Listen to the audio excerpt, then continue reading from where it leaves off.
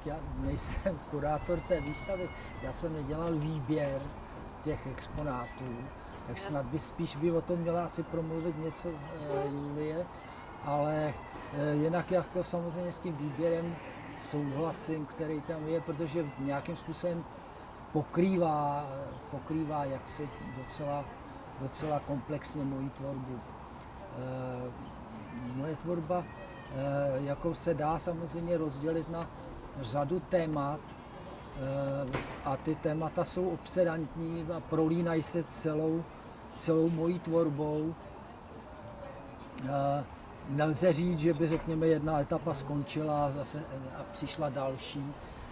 Ty téma se stále vrací a jsou stále otevřená. Například taktilismus, kterým začíná ta výstava, tak ten se odvíjí od jedné hry, kterou jsem připravil pro surrealistickou skupinu v roce 74, ale i když jsem pak pokračoval dál v té experimentaci, tak nekončilo to řekněme k nějakému datu.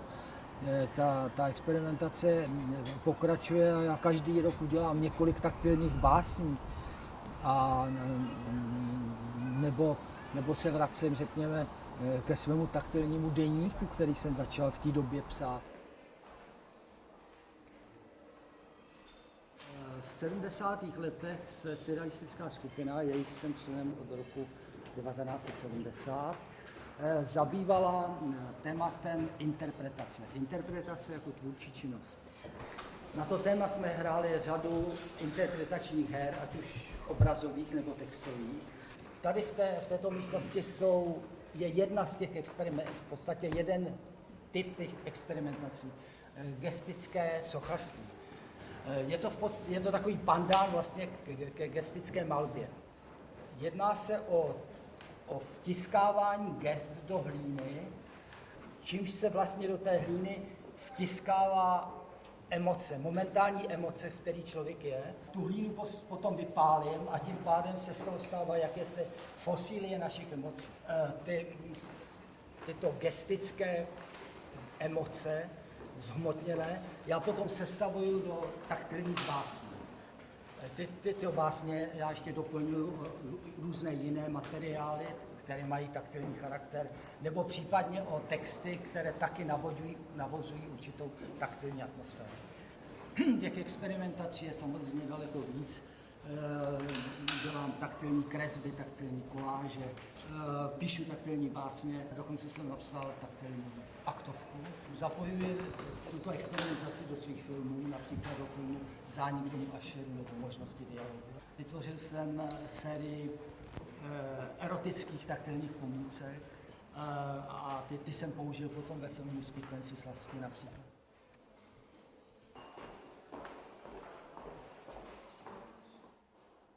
Kromě toho, že teda dělám filmy a dělám objekty různé a různé experimentace, tak zároveň jsem sběratel.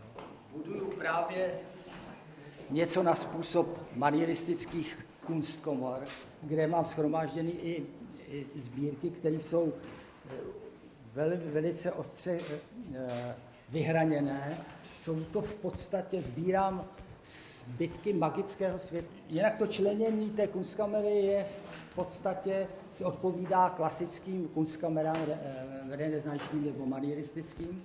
To znamená, že obsahuje naturalia, artificialia, funeralia, gaudia a tak dále. A to zastupuje moje sbírka afrického umění. A byl jsem i v Africe, kde jsem přímo u Dogonů v Mali sbíral fetiše a rituální masky. A tady ty moje fetiše jsou v podstatě reminiscence na ty africké fetiše, minimálně ve své funkci. V podstatě to jsou takový golémové, který mě mají chránit před pogromy reality.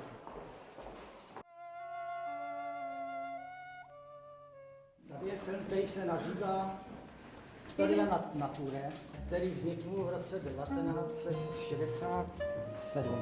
A ten film je věnován císaři Rudolfu II. A vlastnil ve své době nejúžasnější a celým světem Evropou obdivovanou kunstkomorou.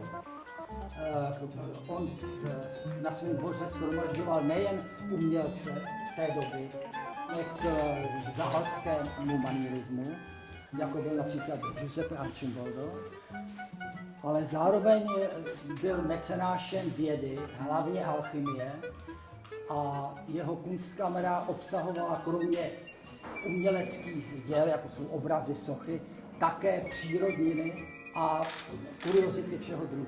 Samozřejmě, že nemám ty prostředky, jak měl císař Rudolf II, ale to je v podstatě rudolfínská kunstkamera, která se nezachovala, která byla v 30leté válce rozkradena vším švédskými vojsky. Zachovaly se pouze soupisy těch věcí, které v té kunstkomoře byly. Ale to je takový vzor pro moji kunstkomoru.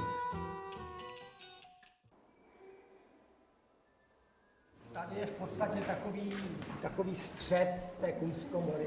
Tady jsou v podstatě to, čemu právě se nazývá naturalia.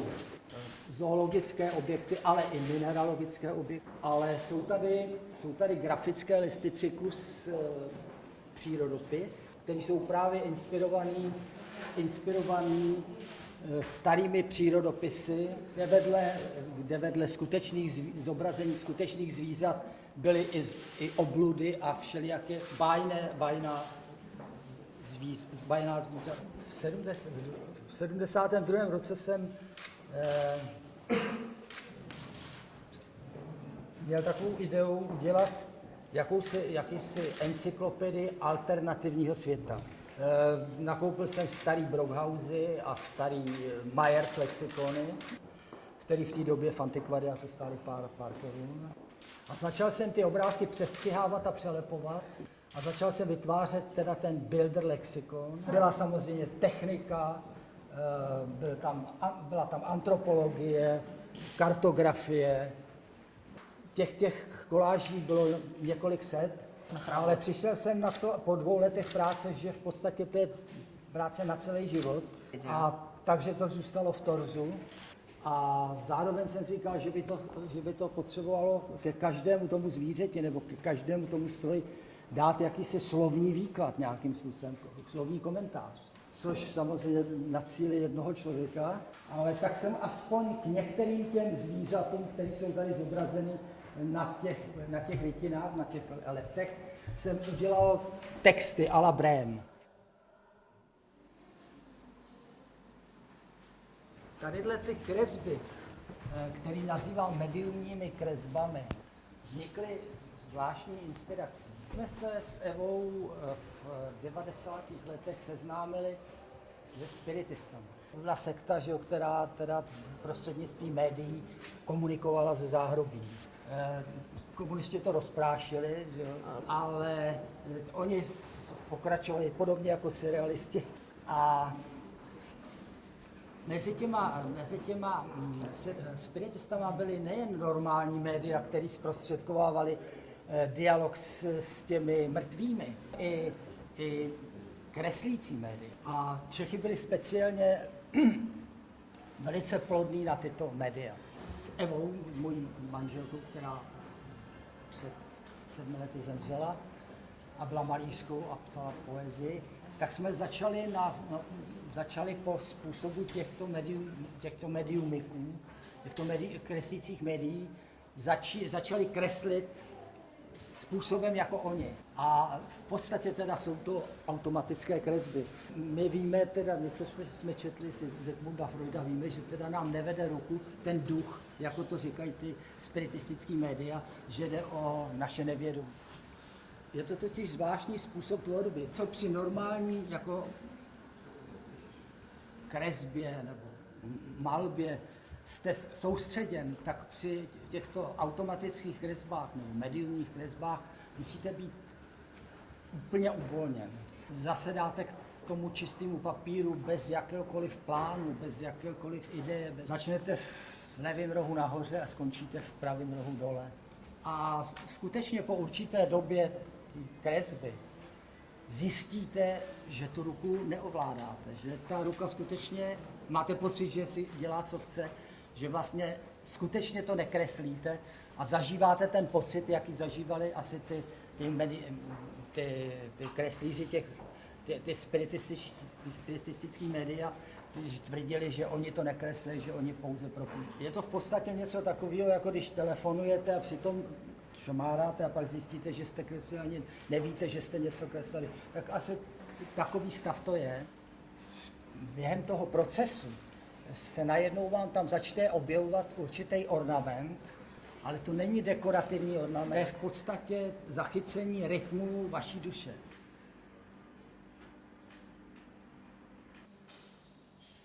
Tady kromě teda pokračování té zoologie z toho Bildlexikonu je tady moje poslední experimentace, kdy beru ať už normální předměty, které nijak neupravuju, jako jsou tamhle ty boty, sestavuju určité objekty a dávám je do vřídla v Karlových Varech. Oni tam vytvářejí takhle suvenýry.